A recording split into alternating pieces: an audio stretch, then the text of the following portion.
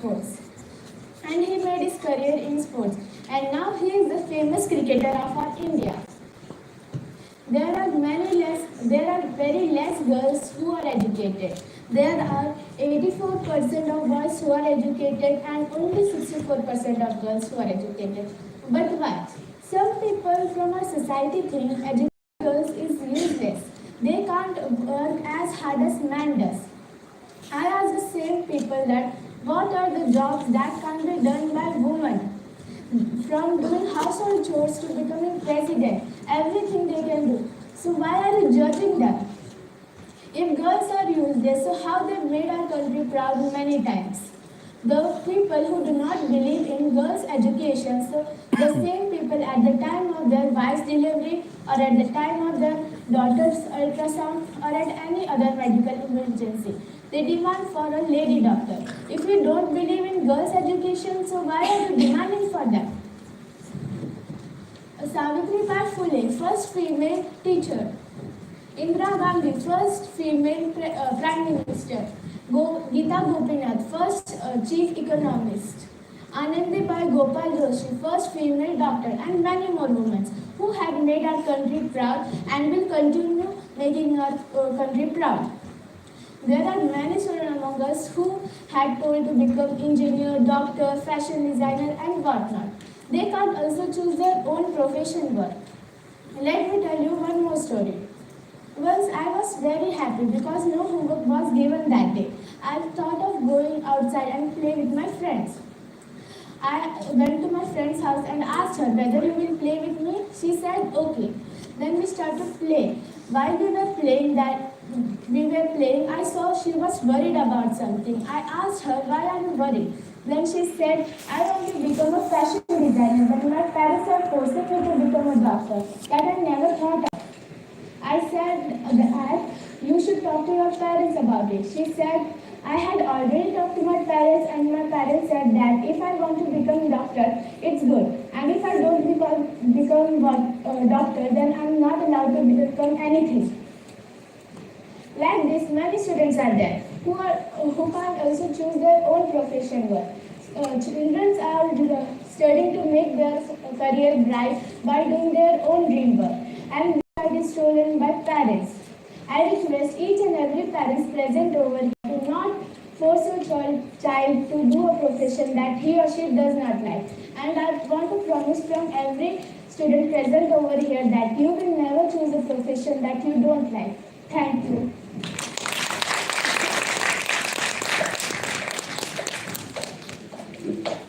Nafisa, your talk on education is both insightful and powerful. You have reminded us that while the path to learning can be difficult, the rewards are always worth it. Thank you for highlighting the importance of perseverance. And Nafisa will also carry the legacy of making our India proud. And one such honorable dignitary is among us today. I'm not going to reveal the name now, it's not the correct time, but you're going to meet her soon. So hold on for a while. Till that, we call our next speaker. So our next speaker is Arin. Arin is a 15-year-old and a winner of the International Table Topic Competition and a lover of music. Today he will explain how music can put us in a trance-like state. So let's welcome Arin.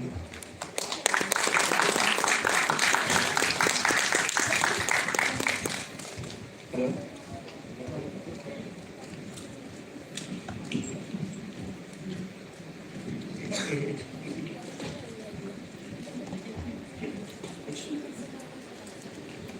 This is for the next right now.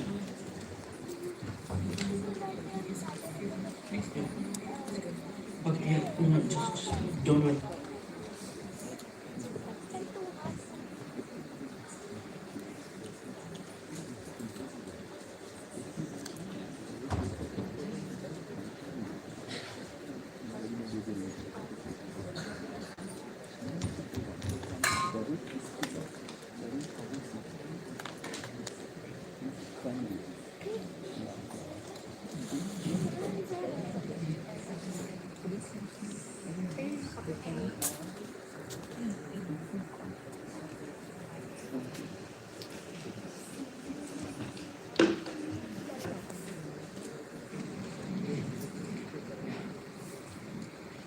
A single song can be recognized just by its first chord.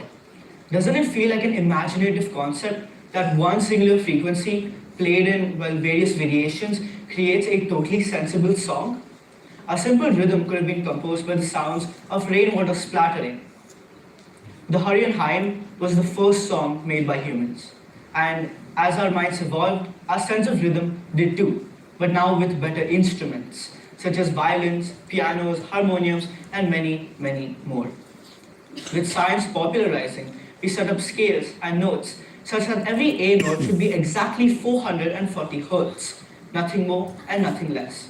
And based on these such rules, many musical pieces were composed, and the entire world was filled with large and tiny musical notes flying throughout the air into many hearts. Happy notes, sad notes, confused ones, and bold ones all spread like fake news. But what if there were no notes at all? How would life be? Something as if one was gliding directionless in the middle of space. Or a feeling as if when you put on your headphones, all you can hear is the muffled sounds of cars honking in the distance. Or maybe even a faint pitter-patter of a couple of raindrops striking across a tin surface.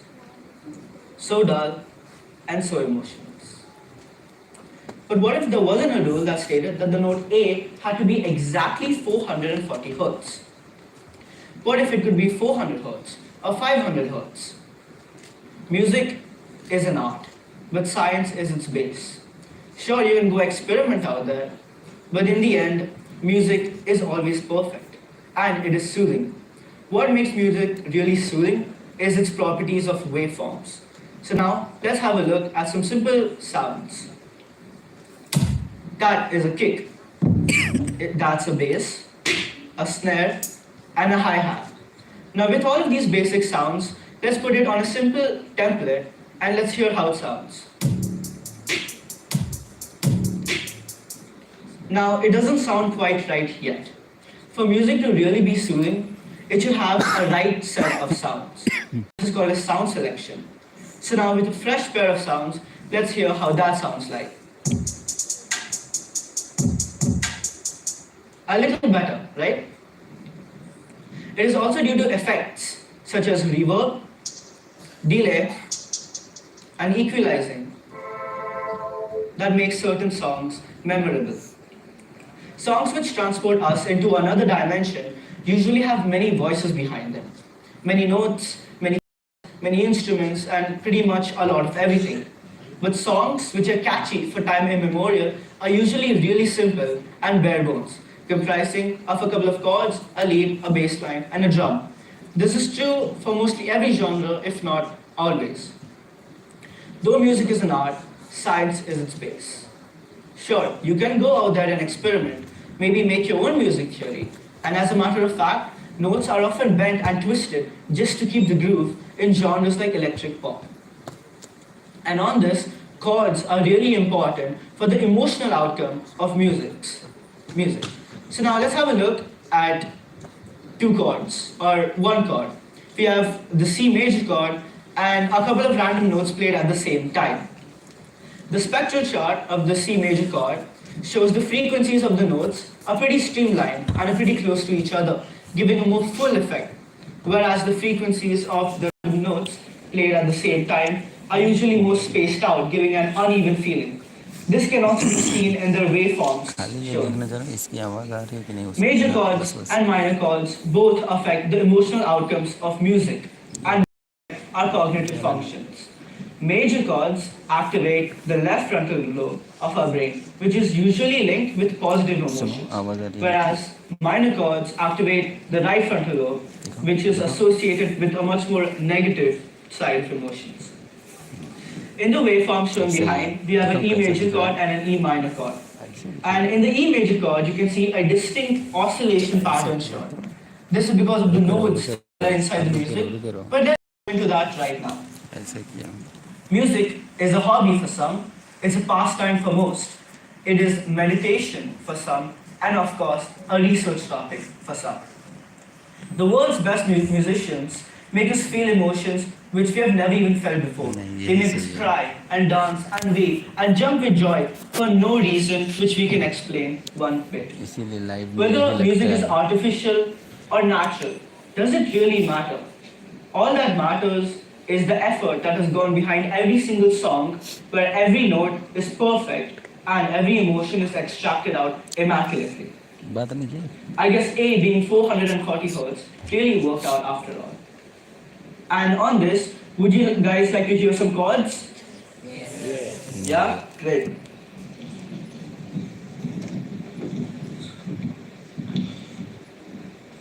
Okay, get some help with the mic. Yeah.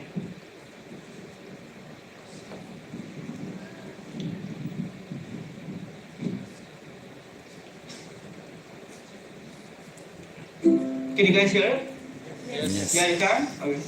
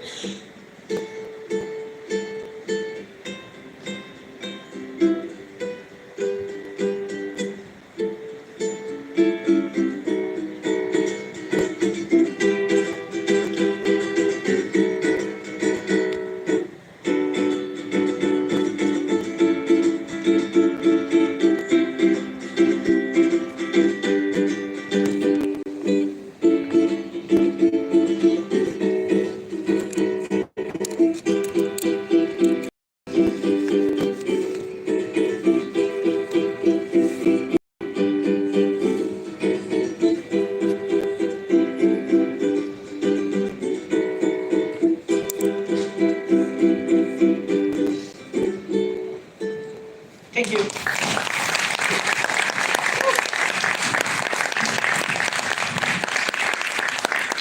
That was mesmerizing, Are.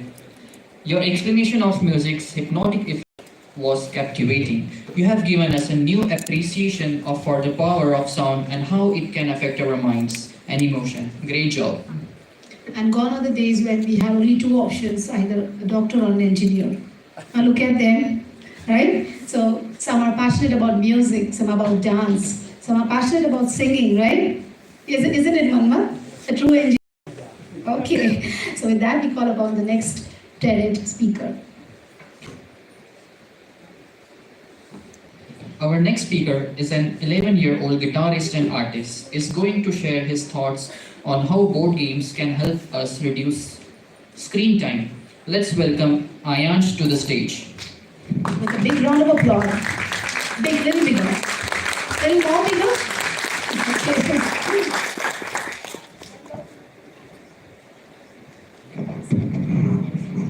Hello.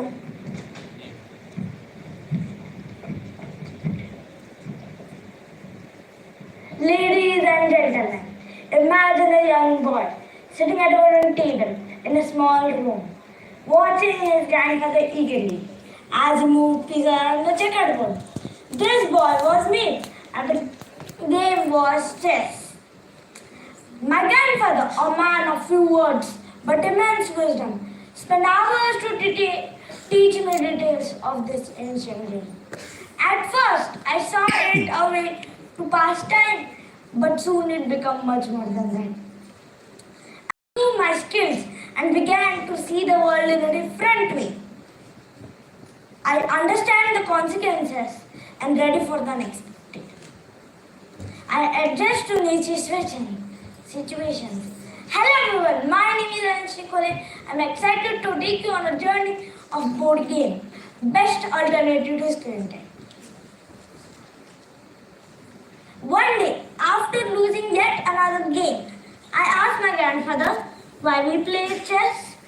With a gentle smile, he said, chess is like life. Every decision we make has consequences, and every move we make shapes our future. It teaches us to think ahead and ready for the unexpected. Chess has a rich history, especially in India, where it originated as Chaturanga, 6th century AD. This game of strategy and intellect traveled from India to Persia, then to the rest of the world, evolving into the modern chess we know today. India has produced some of the finest chess players, including the legendary Vishwanath Anand, whose achievements has